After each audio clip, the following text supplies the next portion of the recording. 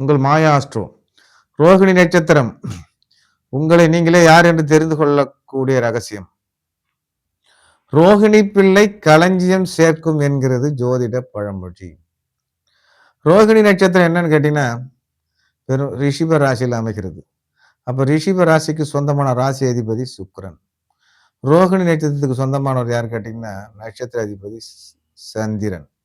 எனவே இந்த ரோகிணி நட்சத்திரக்காரங்க குணாதிசயம் பெரும்பாலும் சந்திரன், சுக்கிரன் இந்த 2 கிரக குணாதிசயங்களே பெரும்பாலும் இருப்பதற்கான வாய்ப்பு உண்டு.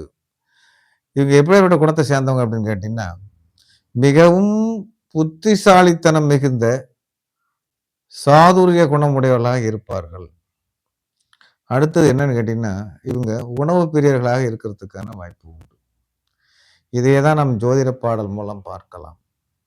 செய்வன திருந்தை செய்யும் சேயிழை யார்க்கு நல்லான், மெய்யுற மணியும் பொன்னும் மகிழ்ச்சியாய் அணிய வல்லான், நெய்யுடன் பாலும் ஊட்டி நிரம்பையே உண்பான் கற்றோன், உய்யவே பகுந்து இட்டு உண்ணும் ரோகிணினால் தோன்றினானே என்கிறது ஜோதிட பாடல். கிடைத்தவற்றை பகிர்ந்து கொடுக்கக்கூடிய தன்மை உள்ளவங்களா இருப்பாங்க. அடுத்தது செய்யும் எந்த ஒரு செயலையும் திருத்தமாக செய்யக்கூடிய தகுதி இவர்களிடம் உண்டு. அடுத்தது விருந்தோம்பும் பண்பு, சாந்த குணம், நல்ல ஒழுக்கம், கல்வி ஞானம் உடையவர்களாக இவர்கள் இருப்பாங்க. அடுத்து இவங்கள்ட்ட ஒரு ஸ்பெஷாலிட்டி என்ன அப்படின்னு கேட்டிங்கன்னா, இவங்க யாருக்கிட்டையும் அடங்கி போக மாட்டாங்க. இதுவே இவங்க பெரும்பான்மையான குணமாக இருக்க வாய்ப்பு உண்டு.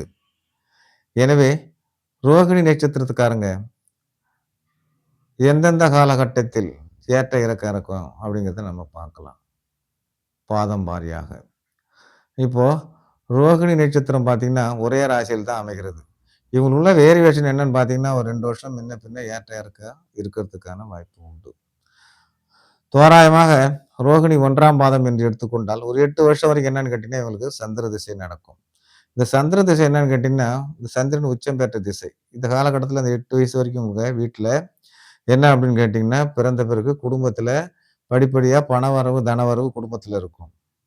அனைவருக்கும் மன நிம்மதி ஆரோக்கியம் குடும்பத்தில் கூடக்கூடிய வாய்ப்பு உண்டு. 8லேருந்து 15 வரைக்கும் என்ன நடக்குன்னு கேட்டிங்கன்னா, செவ்வாய் திசை நடக்கும்.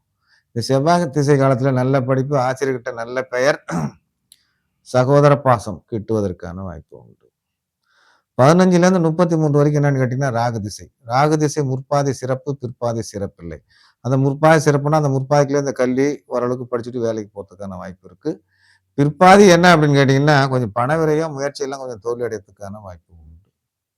அடுத்தது 33லேருந்து 49 வயசு வரைக்கும் அடுத்தது இவங்களுக்கு நடக்கக்கூடியது குரு பகவானுடைய திசை. இந்த குரு திசை என்னன்னு கேட்டீங்கன்னா 33 வயசுக்கு மேலே இவங்களுக்கு வாழ்க்கை எப்படி இருக்கும் அப்படின்னு கேட்டிங்கனாலே அப்போதான் நிலையான வேலை, தனவிருத்தி, வீடு, வண்டி, வாகன சேர்க்கை, உறவினர் ஆதரவு இதெல்லாம் அவங்களுக்கு கிடைக்கிறதுக்கான வாய்ப்பு உண்டு. அடுத்தது 49லேருந்து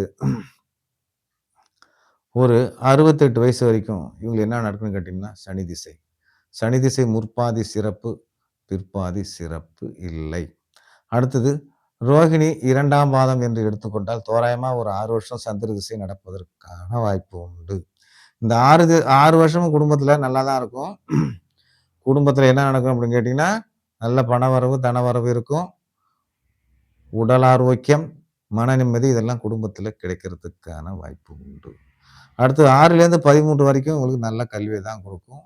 ஆசிரியர்கிட்ட நல்ல பேர் கொடுப்பாங்குவாங்க. சகோதர பாசம் கிட்டுவதற்கான வாய்ப்பு உண்டு. 13லேருந்து 31 வரைக்கும் ராகு. ராகு முற்பாதி ராகு திசை சிறப்பை தரக்கூடியதாக இருக்கும். பிற்பாதி ராகு திசை பண விரயம் முயற்சியெல்லாம் தோல்வி கொடுக்குற மாதிரி அமைப்பு வர மாதிரி தெரியும். அடுத்து என்னன்னு கேட்டிங்கன்னா 31 வயசுலேருந்து 47 வயசு வரைக்கும் இவங்களுக்கு குரு திசை. இந்த குரு திசை என்ன பண்ணும் அப்படின்னு கேட்டிங்கன்னா இவங்களுக்கு இந்த 31 வயசுக்கு மேலே தான் இவங்களுக்கு நிலையான வாழ்க்கை.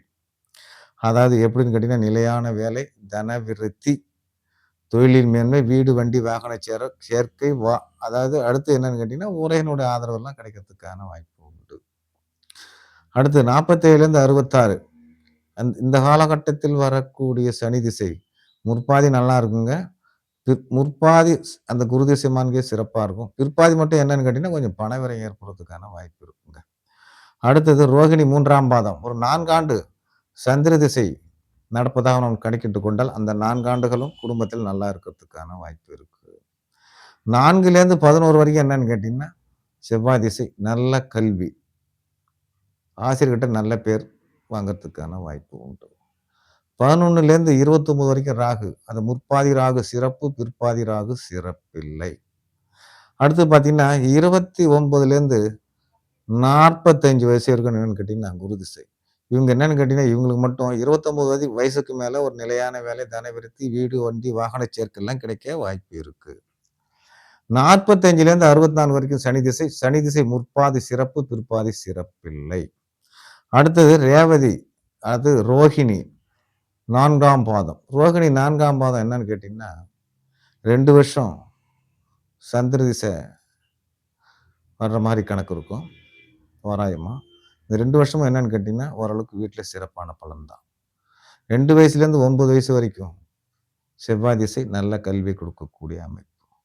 9லேருந்து 27 முற்பாதி ராகு சிறப்பு, பிற்பாதி ராகு சிறப்பை தருவதற்கான வாய்ப்பு கம்மியா இருக்கும்.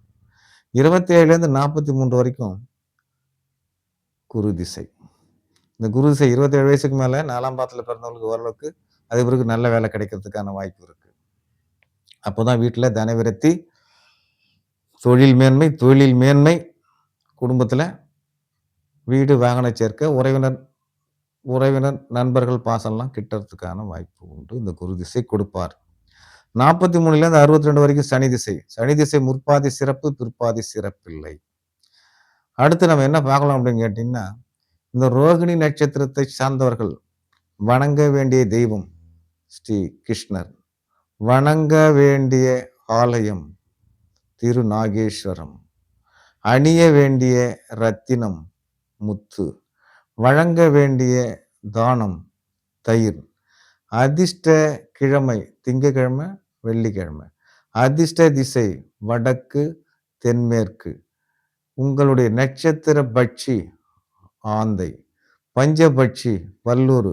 இந்த வல்லூர் உங்களுடைய பஞ்சபட்சி சாஸ்திரத்தில் அரசு ஊர் நடைக்காலங்களில் எந்த ஒரு செயலையும் செய்தால் நீங்கள் வெற்றி பெறலாம். அடுத்தது உங்களுடைய அதிர்ஷ்ட நிறம் வெண்மை, அதிர்ஷ்ட எண் 2, 6, வணங்க வேண்டிய பைரவர் திருக்கண்டியூர்ல இருக்கக்கூடிய பிரம்மகண்டீஸ்வர பைரவரை வணங்குங்கள், வழிபடுங்கள். வணங்க வேண்டிய சித்தர் மச்சமுனி ஜீவசமாதி திருப்பரங்குன்றத்தில் இருக்குங்க. அடுத்தது நீங்கள் வணங்க வேண்டிய சப்தமாதா சித்தி என்று கூறி மற்றொரு வீடியோவில் சந்திப்போம். நன்றி, வணக்கம்.